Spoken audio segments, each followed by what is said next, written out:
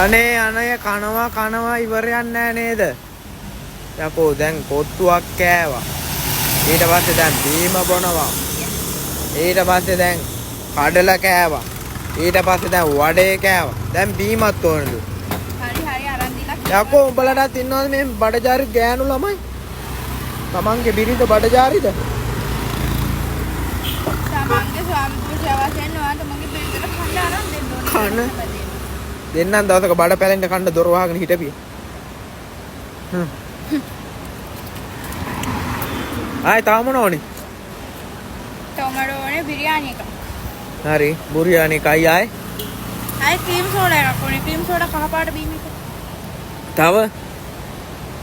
දැනට එච්චරයි. අකෝ මං කෝටිපතියෙක් කියලා හිතුවද?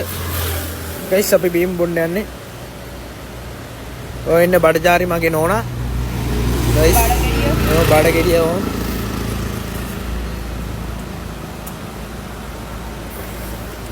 කොහෙද මේ ඉන්නේ? ඈ? මේ කොහෙද ඉන්නේ? නුවර ගමේ මැණිකේ ගෙදර නුවර කුමාරී